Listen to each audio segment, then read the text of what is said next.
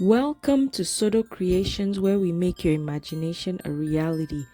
This video is a quick video to wish all of you a Merry Christmas and a Happy New Year. But we're starting out by assembling our circle backdrop. I'm showing you a close-up of how I put the metal pieces together. You see that silver piece, you just press that down to slide it through the other piece, and then it pops out through that hole, and that's how all the pieces are held in place. And you pretty much squeeze that and pull it out to disassemble the arch. So I have this specific arch. It's about 6.5 feet wide. So I have another one that's 7 foot wide. That's a gold one. But all those are linked on my Amazon storefront. If you're interested in purchasing it, I'll have that link below. The purpose of this video is a Christmas. I'm starting with this Tuftex balloon in the 11-inch. This is the only size balloon we're going to use. So first, we are going to inflate all these balloons. I had several videos planned for Christmas, but I have been ridiculously busy and haven't been able to get to all the videos. But in my mind, when planning the Christmas season, I knew I wanted to create a wreath out of balloons. So I don't have a plan in place per se of how it's gonna look. I just knew I wanted it green with some embellishments, maybe some gold, maybe some red, but we're just gonna freestyle it, and I'll talk to you as I go about it. The reason I made this video is mainly to wish you guys a Merry Christmas, end of the year, and thank all of you for always supporting me through this journey. It has been amazing so far. On my end, a bit tough, being honest here, on trying to get all my videos out in time and plan things around the kids, around working full-time and everything. But just looking back now, I am so thankful for each and every one of you who have subscribed so far and show how much you appreciate the videos. Some of you even comment encouraging me to keep posting, to keep going, because you're learning so much. I've even had some of you message me, email me personally, send me messages, and I really appreciate each and every one of you for that. Now, if you've seen my tutorials in the past, these balloons, when you inflate, they're an oval shaped, so you want to compress it so it's more rounded. I'm working with Tuftex balloons. Tuftex balloons are tough and harder to tie, harder to work with, harder to maneuver, but they're great quality balloons. And this is one of those that are pretty tough. So harder on the rubber, therefore harder to tie. But I'm creating quads here just to work my way around. I also thought about doing kind of an organic style, but since it's a wreath, I think it'll look better if all the balloons are about the same size. I also thought about creating a second ring within, so it's a bit of a thicker wreath, but I ended up liking the look of just having one wreath, so it turned out perfect and it was fine. Now you'll see me insert the quads here onto that ring one at a time. Another option is that you can create a garland out of the balloons and then work that into your wreath. That way it's a bit easier for it not to pop out, and you can arrange it that way. But the main goal here is, once you put each piece, you want to push down and make sure they're going close enough to each other to hide the metal as best as you can. Of course, we're going to put filler balloons. We're going to do other things. You see here how that other piece pops off, if I just insert it through, because the rubber is pretty thick and the balloons don't twist around that metal very well. So what I decide to do here is slide it through on some and then find the necks on the other and just tie. So pull two necks from the outside and just tie that together onto the ring so it holds it in place.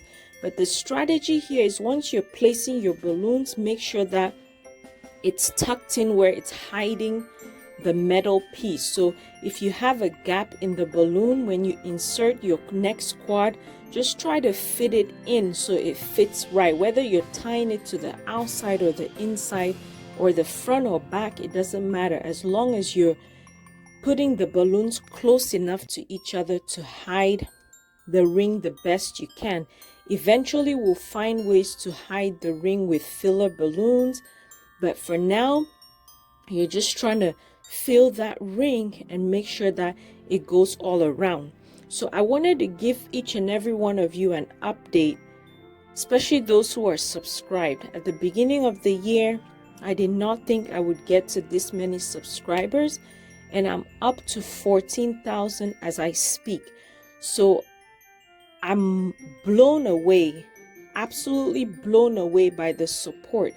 If you're not subscribed, I really encourage you to subscribe.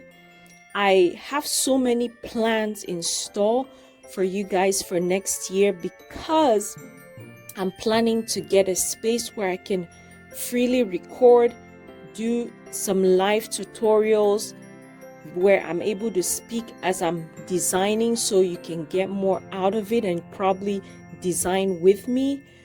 But I can't do that at home. If you've been here for a while, you know I have 4 kids. Obviously during the day my house is not going to be as quiet, so I have to always do these voiceovers so you guys can learn, and you have been learning. But I think I'll have so much more free range to design, decorate. I'll have a space where I can put things up, and I'm sure my husband will be thankful that we'll have our home back. I know I'll be grateful for that, because I use my formal living room to design all this, and half the time my house is covered in balloons. So I'm so excited for the space. There's a lot more to the space than I'm telling you, because I plan to do a separate video on that. But stay tuned. You guys have asked for some classes. I'm working on that for next year. So if you're not subscribed, click that subscribe button so you get notified on all these updates. You get notified on all these exciting things coming up, and you won't miss out on any of them, especially if you're new to designing balloons and you're interested, or you just enjoy watching me create these beautiful pieces. I have so much more in store. I'm showing you the large ribbon I'm going to use for this. Obviously, with the size of this wreath, you don't want to use a thin ribbon or it's not going to show.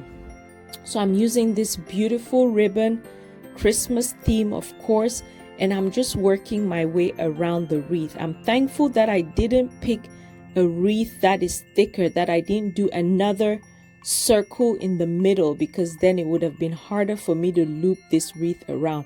You don't want to go too tight with the ribbon, so you're just loosely getting it through, not loose to where it's poking out. The balloons are still holding it in place, but it's not squeezing the balloon. So I'm going very loose, and of course diagonal all around. So that's the plan here, going all through, watching it, supporting it, and then we're about done. I'm tucking that back there because I'm not gonna cut the ribbon. I'll probably just use it later for something else. So you always step back, check your work. I have this beautiful shade of red balloons. I didn't want to go with the bright red, which I thought twice about it because of what I'm gonna add later, but I'll explain to you. It gives it a bit of a contrast, but I like the shimmer in this chrome red balloon from Vitalitex.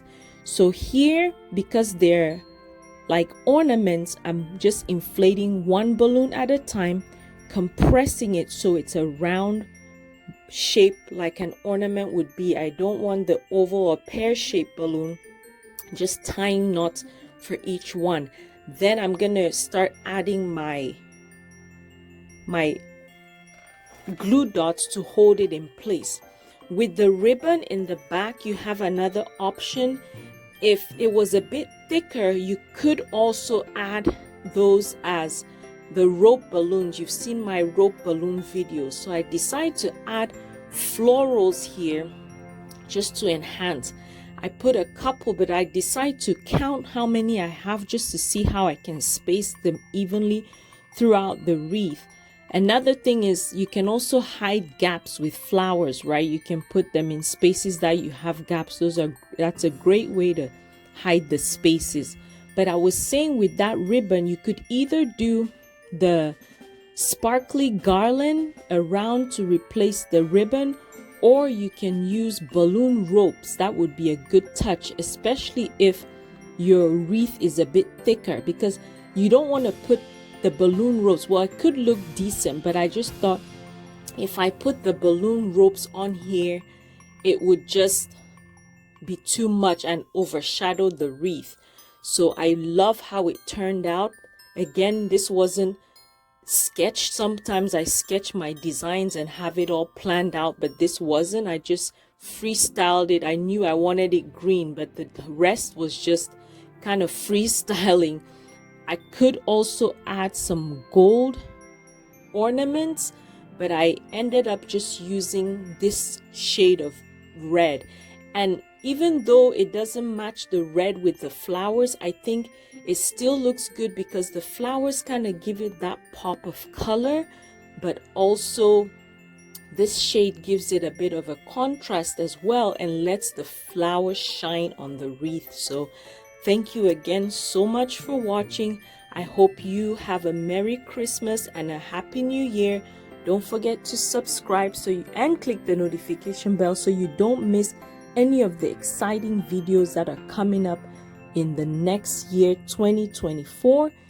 Request your videos down below with the new space I'll be recording. I have a list of things that you've requested in the past. I'll address most of those at the beginning of the year. So hope you have a Merry Christmas and a Happy New Year. Thanks for watching. Stay blessed.